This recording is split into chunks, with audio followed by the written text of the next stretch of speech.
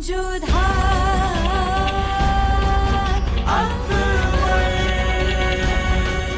ये धारावाहिक किसी प्रकार की ऐतिहासिकता का दावा नहीं करता। तत्कालीन परिस्थितियों को दर्शाने के लिए आवश्यक और उचित नाटकीय रूपांतर किए गए हैं। ऐतिहासिक रूप से जोधाबाई के स्थान पर हरकाबाई, हीर कुंवर जैसे नाम इतिहास में प्रचलित हैं। ये धारावाहिक किसी भी सामाजिक परंपरा और पारिवारिक संबंधों का ऐतिहासिक दावा नहीं करता है। इसका उद्देश्य किसी भी समुदाय की भावनाओं को ठेस पहुंचाना नहीं है।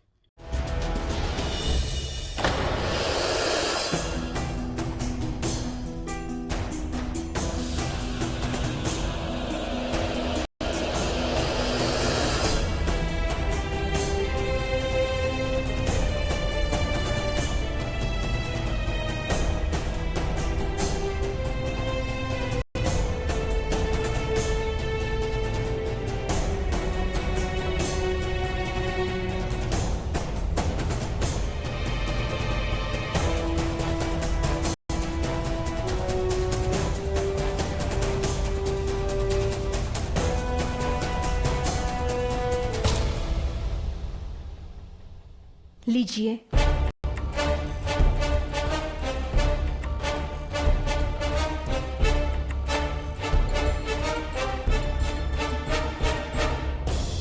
यदि ऐसा अपमान मुगल राज्य के ध्वज का होता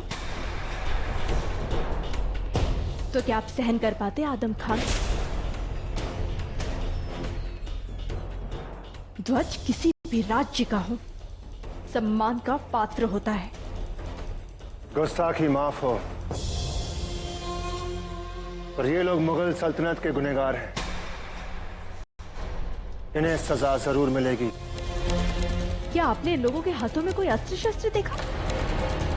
या अपनी कला और खेल के माध्यम से इन्होंने किसी को मुगल राज्य के विरुद्ध भड़काने का प्रयत्न किया हो?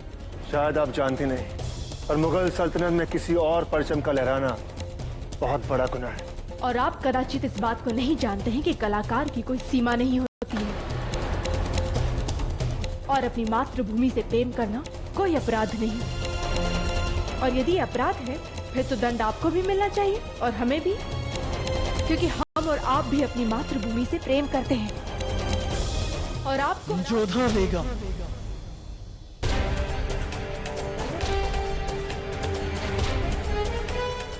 ये सियासी मामला है, अब इससे दूर रहें। इनके साथ क्या करना है क्या नहीं हम अच्छी तरह से जानते हैं। आप महल में वापस जा सकती हैं।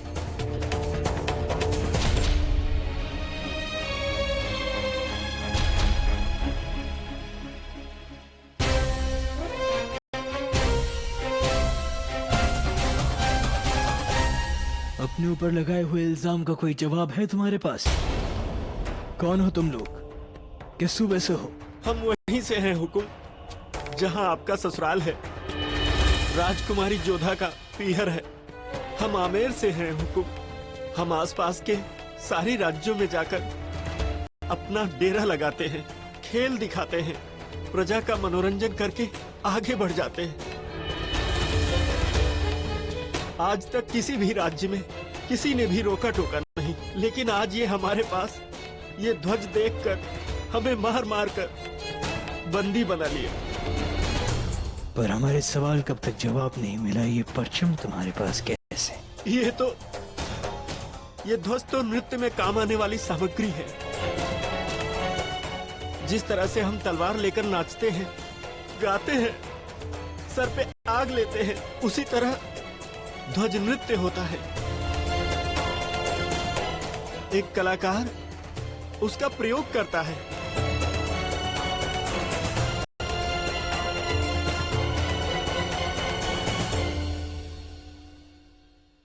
इन्हें रिहा कर दिया जाए।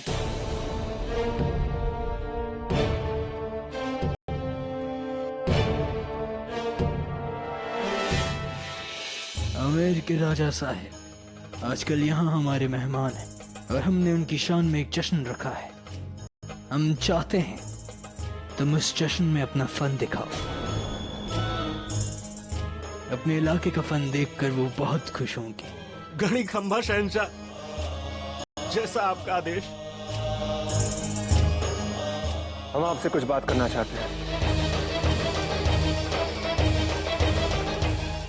तक लिया।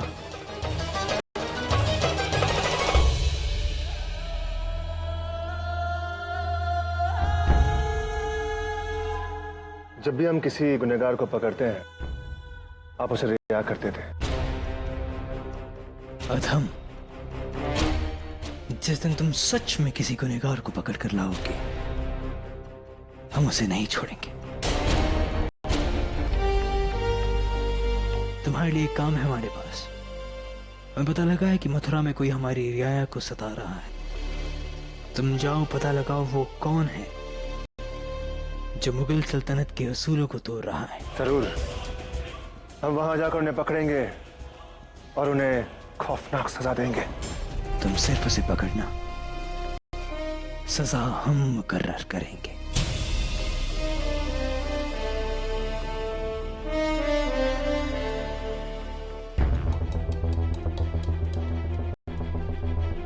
जिसे मुजरिम मानेंगे उसे सजा देने से हमें कोई नहीं रोक सकता जलाल, तुम भी नहीं।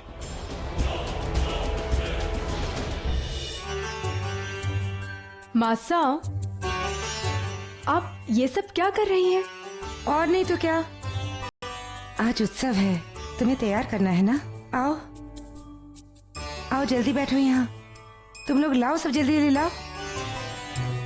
मासा, आप रहने दीजिए ना, ये सब लोग है तो सही हमें तैयार करने के लिए।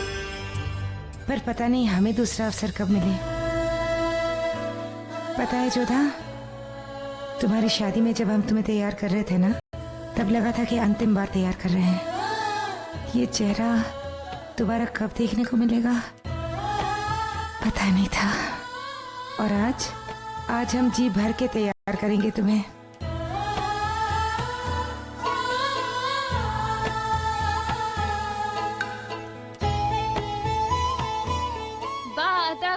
मुलाइजा होशियार, मल्लिका आलम मरियम मक्कानी बेगम तशरीफ ला रही हैं।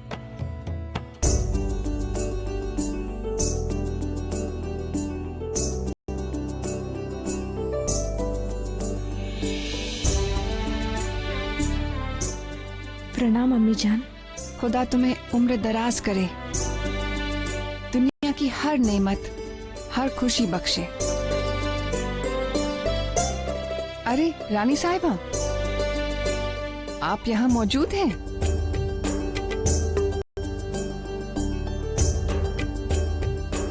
नमस्ते। वो आज उत्सव है ना, इसलिए मासा हमें तैयार कर रही थी। नहीं जोधा, तुम्हारी वालिदा अभी अभी ये हक खो चुकी हैं।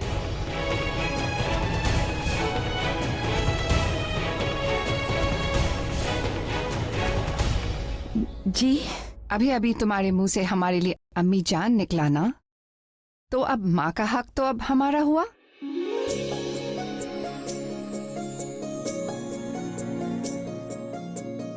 इसीलिए हम अपने हाथों से अपनी बेटी को सजाएंगे।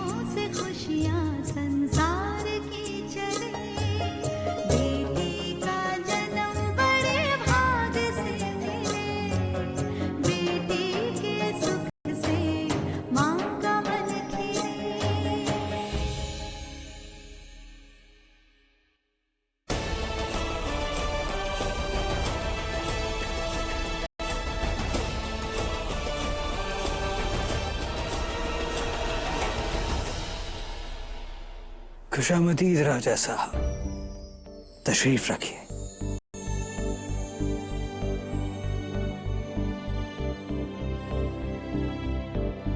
नजराने पेश किए जाएं।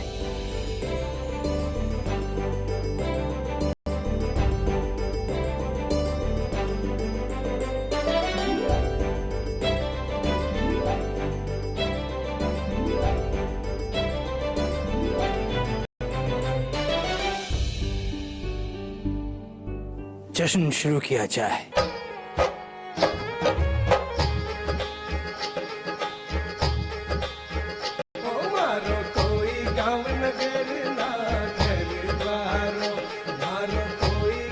मोती, ये वही बंजारे हैं ना जिन्हें आदम खान ने बंदी बनाया था और अब यहाँ पर मुक्त होकर नृत्य कर रहे हैं। हमें संदेह है शहंशाह इस उत्सव में अवश्य कुछ ऐसा करने वाले हैं जिससे हमें पीड़ा पहुंचे।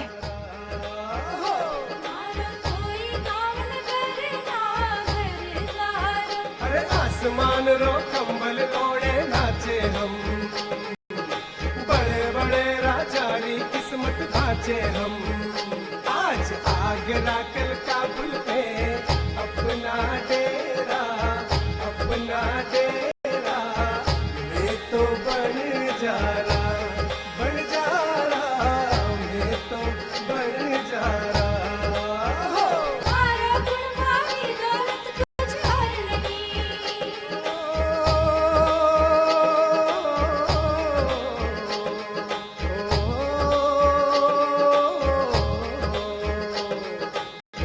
मैं तो सबकी पर जा, हर कोई सुल्तान हमारो।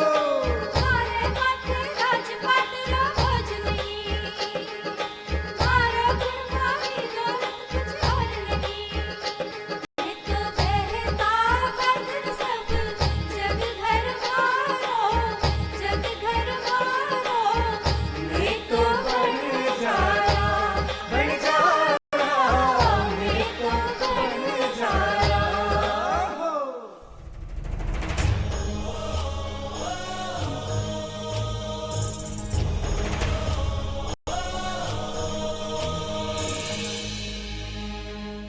आपका ये अतिथि सत्कार हमें सदैव स्मरण रहेगा। राजा साहब, हमें लगा कि आप अपनी सरहद से इतनी दूर हैं, तो क्यों ना आपको आपकी जमीन की, आपकी तहजीब की याद दिलाई जाए। शहंशाह, आपने इस उत्सव के माध्यम से ये सिद्ध कर दिया कि मुगल और हिंदुओं के बीच एक संबंध, एक समन्वय बन सकता है। पर जश्न अभी खत्म नहीं हुआ है राजा साहब। आपके एहतराम में पेश खिदमत है शतरंज का खेल, जो कभी कभी मोहरों से नहीं खेला जाता, खेला जाता है जज्बात से।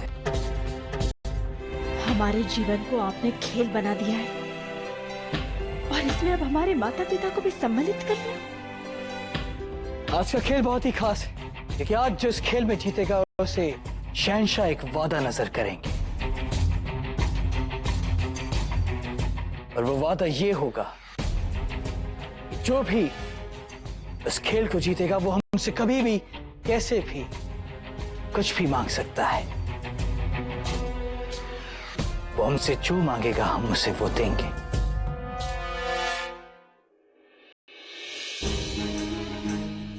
हुक्म शहंशाह का, मुहर मुगल सल्तनत की।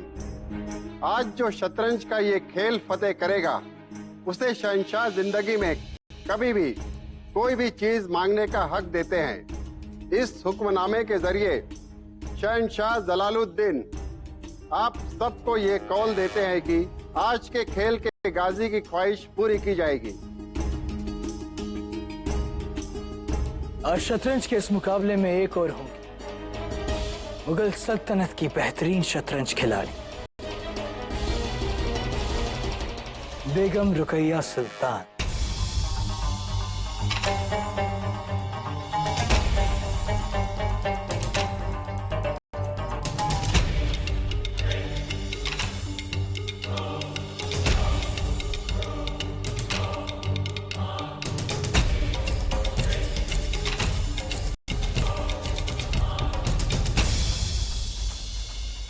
इस इज्जत अफजाई का शुक्रिया जहाँपना।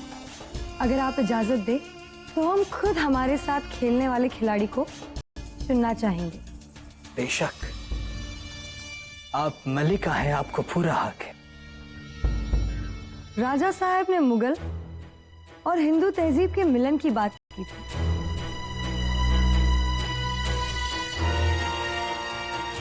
तो यह मिलन अब मुकाबले में तब्दील होगा।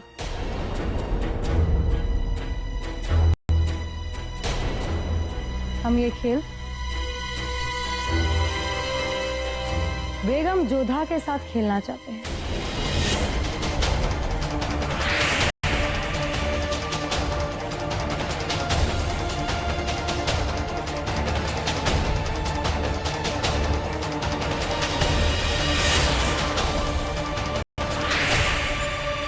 मैं बहुत खुशी होगी जब हमारी दोनों बेगम इस खेल का मुकाबला करेंगी। यदि रुकैया एक खेल जीत गई तो न जाने क्या मांग बैठेगी वो शहंशाह से।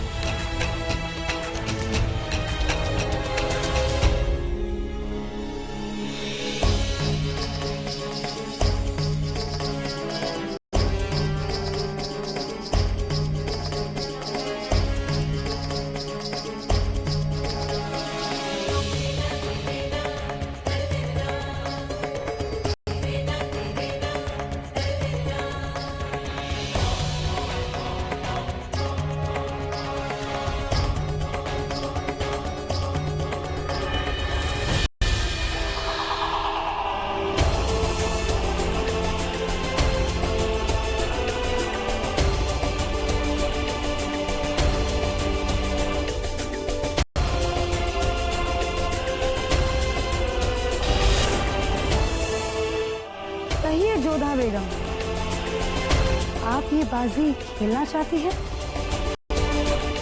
या बिना खेले ही हार कबूल करना चाहती हैं? हमारे यहाँ तो बिना लड़े मृत्यु से भी हार नहीं मानी जाती। बुलावा चाहे युद्ध का हो या शतरंज के खेल का, हम राजवंशी कभी पीछे नहीं हटते।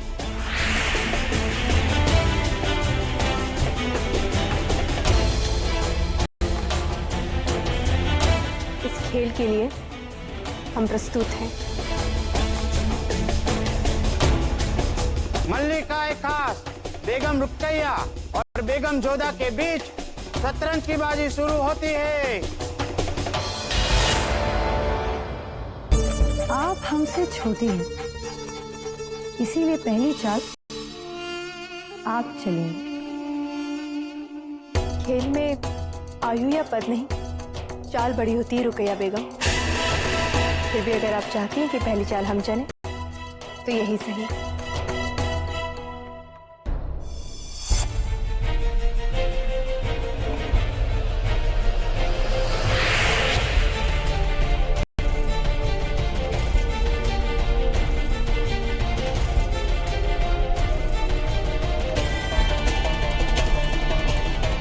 और ये गया आपका शाह सवार।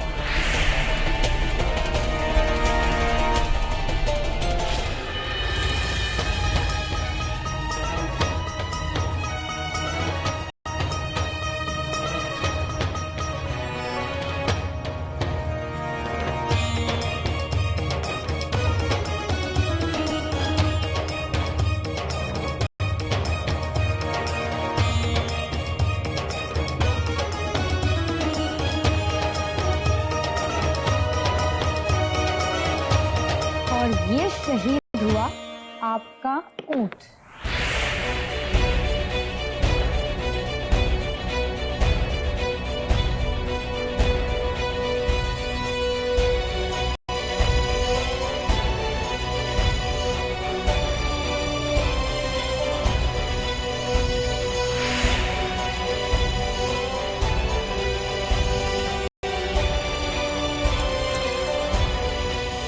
बहुत बड़ी गलती कर दी आपने जोधा बेगम।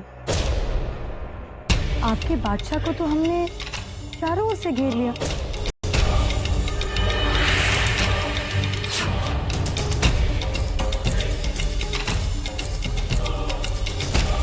गिर गए हैं आपके शहंशाह।